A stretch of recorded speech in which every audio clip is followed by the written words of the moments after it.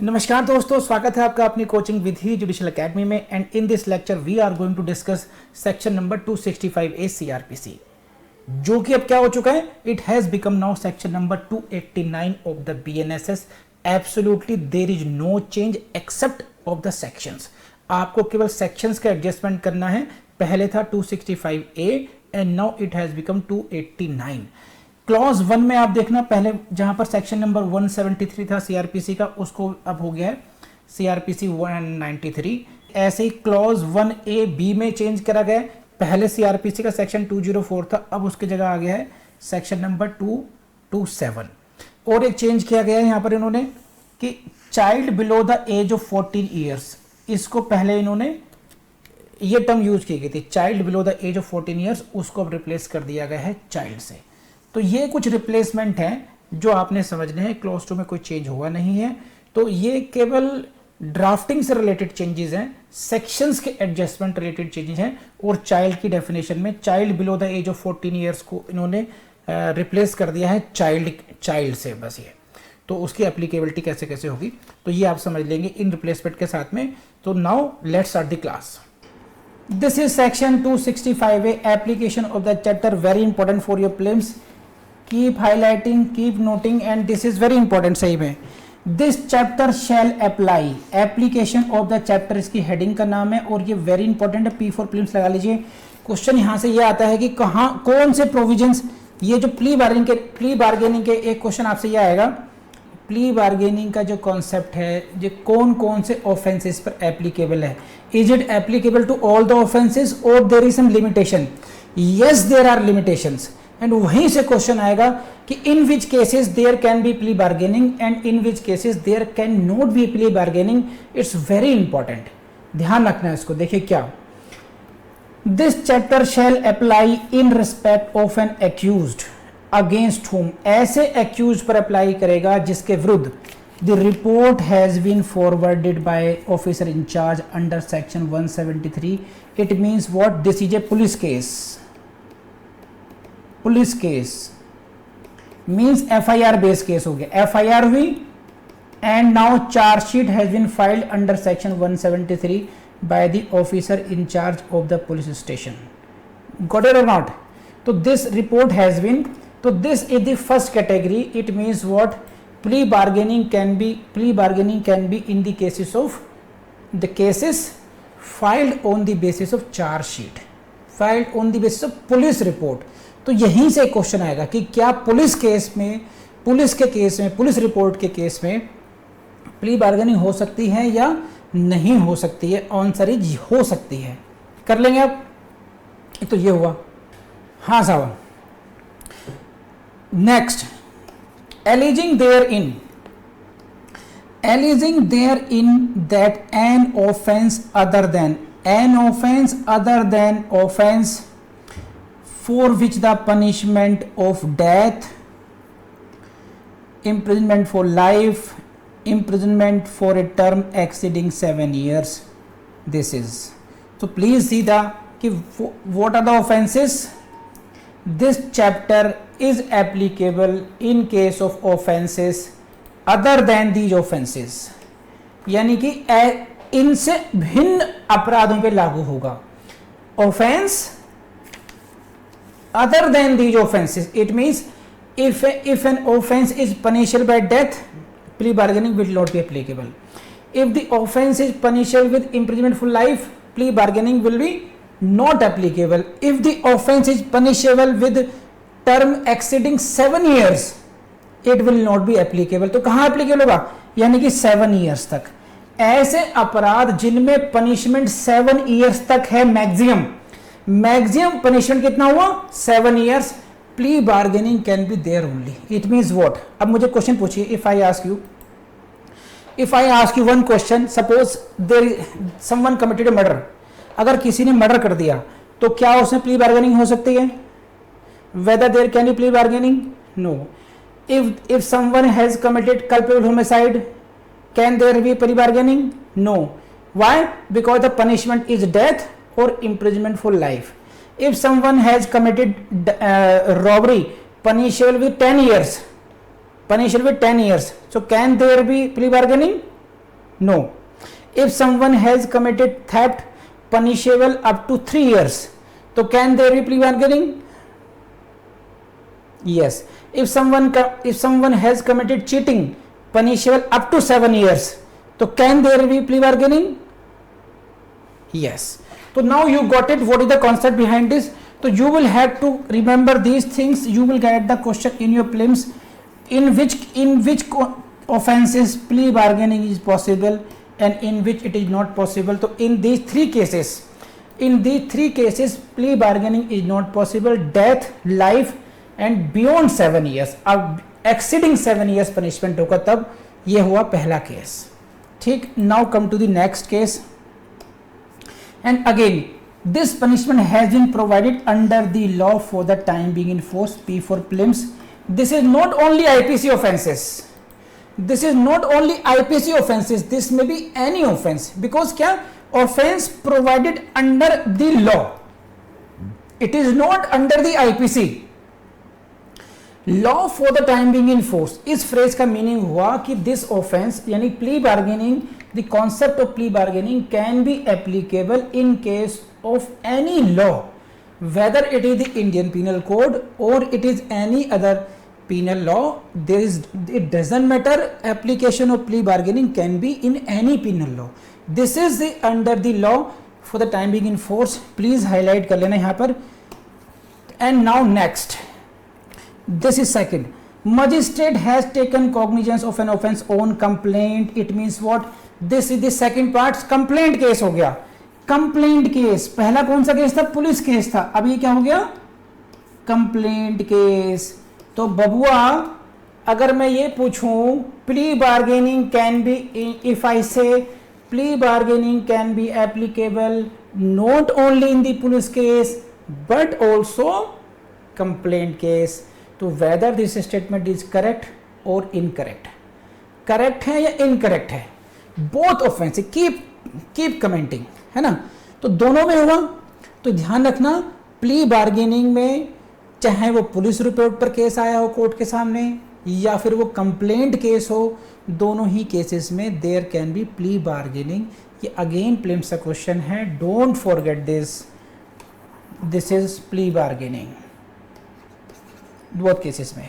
Now second again same line, other than a offence, वही same punishment से no change. ये मैं समझा चुका आपको.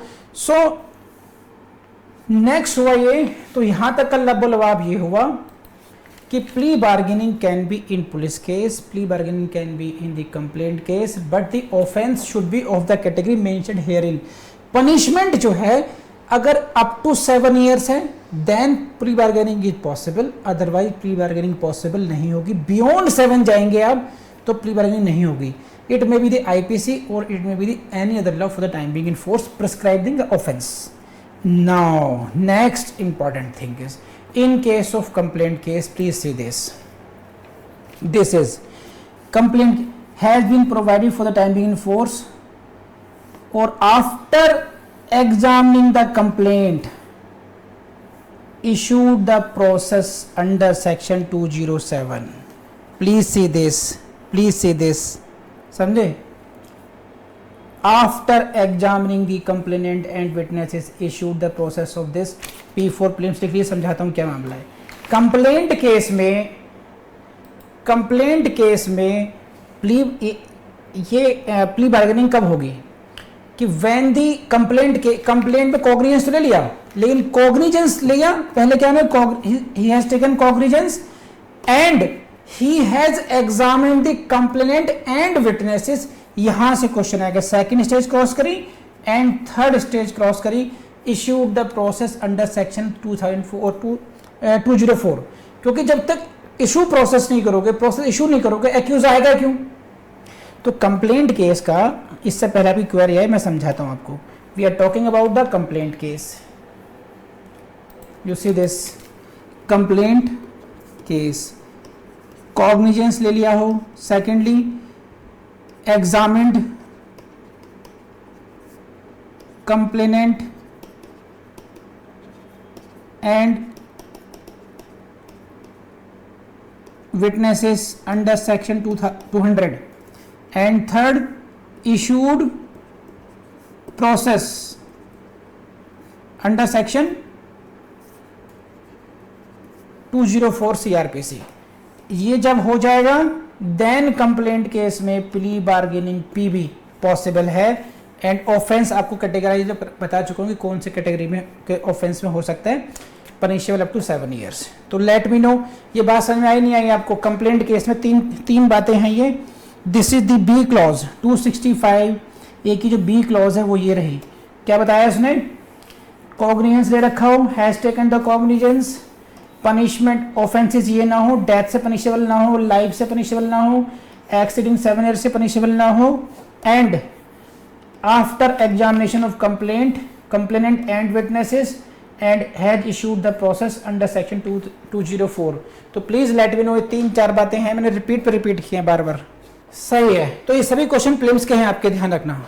Next, very important, but does not apply where such offense affects the socio-economic condition of the country. Please, yeah, has been committed against a woman, please, and or a child below the age of 14 years. ओफो, ये next condition है। In these 3 cases, plea bargaining will not be applicable. Number 1, if the offense affects what?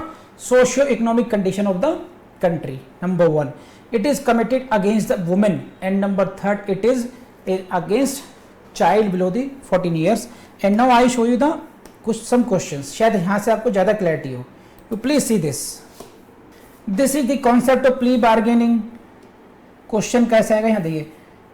Concept of plea bargaining was introduced, इस पर question आया. Who among the following may file? Accused करेगा. Plea bargaining is applicable in police cases, complaint cases और both. ये मैं पढ़ा चुका आपको, आई बिलीव आपको समझ में आया होगा प्रैक्टिकल क्वेश्चन कैसे आ सकता है। ठीक है, कि दोनों केस, पुलिस केस में भी होगा और कंप्लेंट केस में भी होगा, इसलिए आंसर हो जाएगा बोथ केसेस में हो जाएगा। And next is this, plea bargaining is applicable to offences other than for which the punishment of death, life or imprisonment for a term exceeding या fill in the blank छोड़ दिया इन्होंने, और यहाँ पर आपको भरना होगा 7 years। आप समझ पा रहे हैं कैसे क्वेश्चंस आएंगे? Please yes or no। This is question, please say this, in a case the allegation is that accused outraged the modesty of a woman under section 354 of the IPC. The accused files an application for plea bargaining, decide. So this is an offense, this is a question। यहां से आपको concept समझ में आएगा कि this is what, this is an offense committed against a woman outraging the modesty under section 354, पढ़ा होगा अच्छी तरीके से आपने। तो question is whether application of plea bargaining is maintainable in this case और not. Application of plea bargaining is maintainable और not? It is not maintainable because of this provision, ये आपको पढ़ा। But does not apply, please see this, but does not apply when the offense has been committed against the woman, like 354 जो हमने दिया। अगर 354 का offence का trial है and offence accused is moving an application, accused moves an application for plea bargaining, it is not maintainable। समझ में आई नहीं आई बात? अब समझाइए, जल्दी बताइए।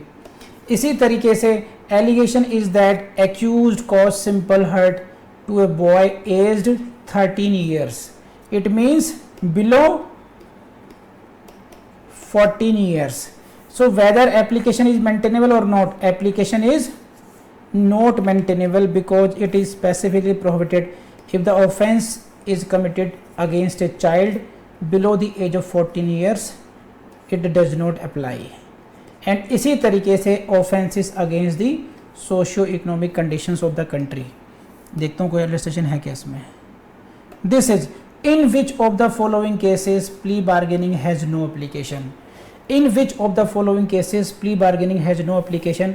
Offences affecting socio economic condition of the country, offences committed against a women, offences committed against a child below age of 14 years, and answer is D. तो अब बोलिए ये बात समझ में आई या नहीं आई आपको? हाँ ना बताइए। Please let me know. मैंने आपको बहुत अच्छे तरीके से रिपीटेड तरीके से इसको क्वेश्चन दिखाए हैं। क्यों किया मैंने ऐसा? क्योंकि ये क्वेश्चन लगभग यही क्वेश्चन आएंगे आपसे रिपीटेडली, इससे अलग कुछ नहीं आएगा। आपको 4-5 बातें रटनी है और राम भजन करने हैं बस। अल्लाह भजन कह लीजिए, राम भजन कह लीजिए, कुछ भी कर लीजिए। एंड इसी तरीके से मैं आपको बता देता हूँ कि अगली लाइन पढ़ते हैं हम उसकी 265A में। ये रहा, for the purpose of subsection 1 central government, P for prelims लगा लीजिए, central government shall by notification determine which shall be the offences affecting the socio economic conditions of the country. समझे? अब ये बात अलग है। देखिए अभी आपने क्या पढ़ा था क्लॉज 1 में? क्लॉज 1 में कि plea bargaining will not be applicable, plea bargaining will not be applicable in case of offences affecting socio economic conditions, means socio economic offences कह लीजिए। अब कौन से ऑफेंसेस को सोशियो इकोनॉमिक ऑफेंस माना जाए? सामाजिक आर्थिक अपराध की कैटेगरी में किस किस अपराध को रखा जाए, ये कौन डिटरमाइन करेगा? यहां से क्वेश्चन आएगा। और इन्हीं बात को रट लेना, पूरा सेंटेंस रटने की जरूरत नहीं है, केवल हिंट बना के रट लेना।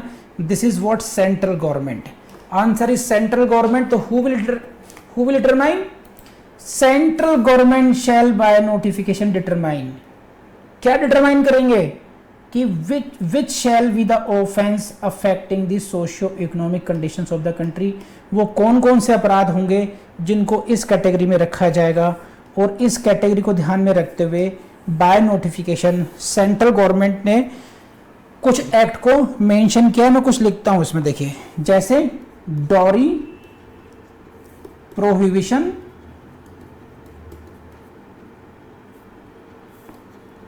Act 1961, number 2 commission of sati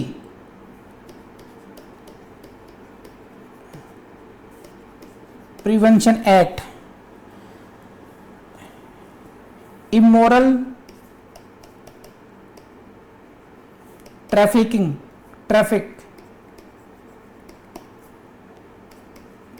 prevention act, blah blah blah.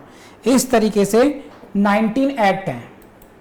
There is a list of 19 acts like ये कि डॉरी प्रोविजन एक्ट हुआ, सती प्रथा निवारण अधिनियम हो गया, इमोरल ट्रैफिक हो गया। इन एक्ट्स के अंतर्गत जो अपराध आते हैं उनको सोशो इकोनॉमिक ऑफेंस माना जाएगा। For example, if someone is demanding money and dowry, if someone is demanding dowry, therefore he is committing an offense under this dowry prohibition act. Suppose कीजिए अरशान भाई साहब ने कहा मैं जज बना या नहीं बना, लेकिन मैं निकाह तभी करूंगा जब मुझे डॉरी के रूप में 1 करोड़ रुपया मिलेगा। Now he has demanded dowry, therefore he has committed an offense under this act, Dowry Prohibition Act 1961. Now during trial, if he says I want to move an application for plea bargaining, मुझे plea bargaining की application करनी है, तो his application will not be maintainable because his offence comes into the category of socio economic offences. And who determined this? किसने determine किया था ये? Central government ने बाय नोटिफिकेशन कहा कि जो डॉरी प्रोविजन एक्ट के अंतर्गत जो अपराध हैं, those offences shall be considered to be what? Shall be considered to be socio economic offences, and in those cases plea bargaining will not be applicable. So therefore there is a list of the acts which should be considered as the offenses for socio economic offense category. तो please let me know ये बात समझ में आई या नहीं आई, जल्दी से बताइए। तो साहब पढ़ लिया आपने, और अब जैसे पढ़ाया गया है इस लेक्चर में वैसे का वैसा याद जरूर कर लीजिएगा। 101% you are going to qualify the exam. अगर आपको एफर्ट्स पसंद आ रही हो तो please do like the videos, please in videos को शेयर कीजिए और अपने कमेंट्स ज़रूर लिख करके भेजिए हमें, राइट। एंड इनके नोट्स, इनके बारे में हमारी वेबसाइट को ज़रूर एक्सप्लोर कीजिएगा।